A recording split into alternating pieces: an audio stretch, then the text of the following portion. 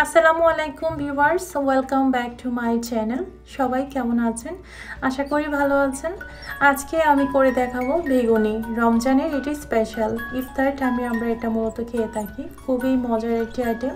আমি সেটিই করে দেখাবো এবং বেসন সারা মাস কীভাবে সংরক্ষণ করে রাখবেন সেটিও একটি টিপস থাকবে।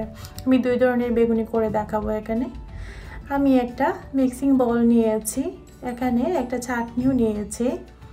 আমি এখানে 1.5 কাপের মতো বেসন ব্যবহার করব। দিয়ে দিচ্ছি 1.5 কাপের মতো বেসন।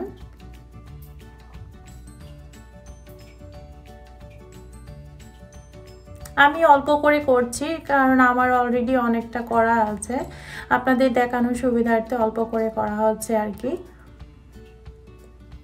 আপনারা চাইলে অনেক বেশি পরিমাণে একসাথে করে রেখে দিতে পারেন।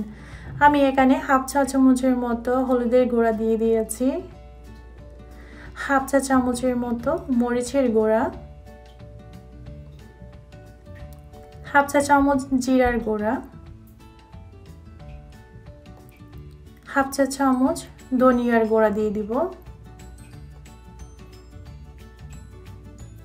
এবং দিয়ে দিব পরিমাণ মতো লবণ এবং সামান্য একটু বেকিং পাউডার ইউজ করেছি আমি।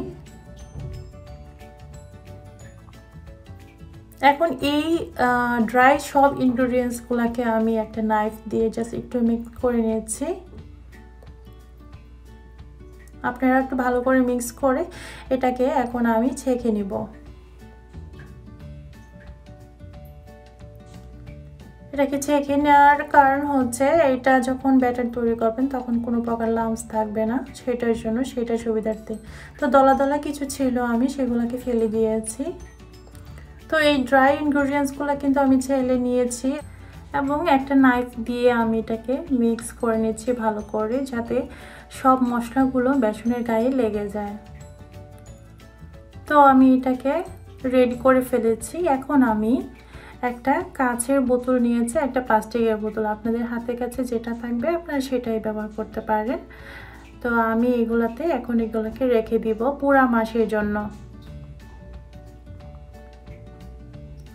আপনারা যখন ইফতার টাইমে এটা রেডি করবেন তখন শুধু বেসনগুলো নেবেন এবং ব্যাটার তৈরি করবেন পানি দিয়ে, কোনো ঝামেলা থাকবে না, খুব সহজেই কিন্তু এটা তৈরি করা যায়। আমি পুরো মাসের জন্য এভাবে সংরক্ষণ করে রেখেছি।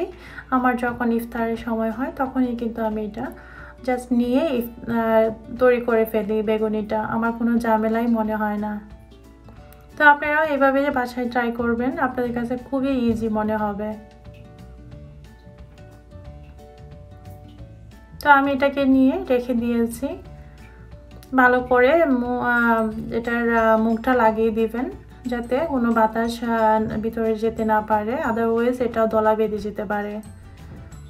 তো আমি অল্প কিছু রেখেও দিয়েছি বেসন। আমি এটাকে একটা ব্যাটার তৈরি করে নিব। অল্প অল্প পানি দিয়ে ব্যাটারটা তৈরি করতে হবে, একটু সময় নিয়ে আমি তৈরি করে নিচ্ছি।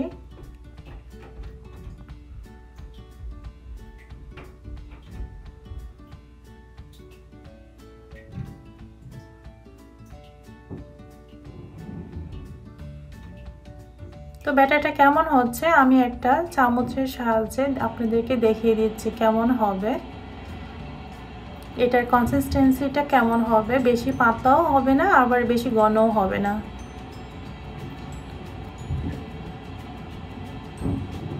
ঠিক আপনারা খেয়াল করবেন, ঠিক এমনই হবে, কিন্তু বেশি পাতলাও না আবার বেশি ঘনও না। জাস্ট উপর থেকে দেওয়ার পর যেন অনেকটা একসাথে পড়ে। তো আমার ব্যাটার তৈরি হয়ে গেছে। আমি দুই ধরনের বেগুনি তৈরি করব। এখানে আমি লম্বা বেগুনগুলো কেটে নিয়েছি, বেশি পাতলাও না এবং বেশি একেবারে মোটাও না। তো আমি এই ব্যাটারটা বেগুনগুলোর গায়ে লাগিয়ে ভেজে নিচ্ছি।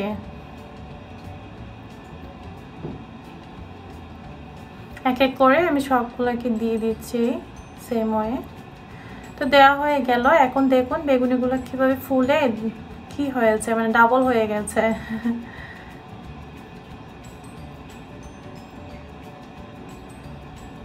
আমি এটাকে অল্প সময় মিডিয়াম আছে এটাকে ভেজে নিচ্ছি।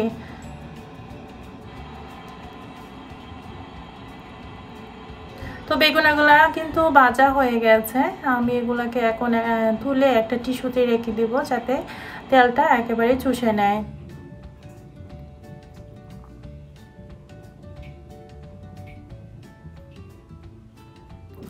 আমি এখন সেম ওয়েতে করে নিচ্ছি রাউন্ড শেপের। আমি এরকম করে কেটে নিয়েছি রাউন্ড শেপের বেগুনগুলোকে। আপনারা চাইলে যে কোনোটাই করতে পারেন, আমি দুইটাই করে দেখাচ্ছি আপনাদেরকে। তো আমি সেম ওয়ে এটাও করে নিচ্ছি।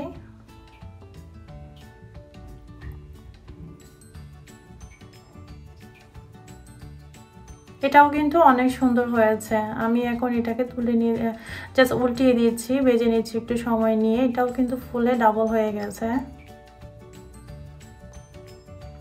এটাও অল্প সময় ভেজে আমি এখন এটা একদম ভাজা হয়ে গেছে, আমি তুলে নিচ্ছি। তো আমি এগুলোকে তুলে একটা সার্ভিং বলে সার্ভ করে নিয়েছি। তো এই ছিল আজকের মতো। যারা যারা আমার চ্যানেলটি সাবস্ক্রাইব করেছেন তাদেরকে অসংখ্য অসংখ্য ধন্যবাদ, এবং যারা করেননি তারা প্লিজ আমার চ্যানেলটি সাবস্ক্রাইব করে দিবেন এবং লাইক কমেন্টস পাশে থাকা বেল আইকনটি অন করে দেবেন। সেই পর্যন্ত সবাই ভালো থাকুন, সুস্থ থাকুন। আল্লাহ হাফেজ।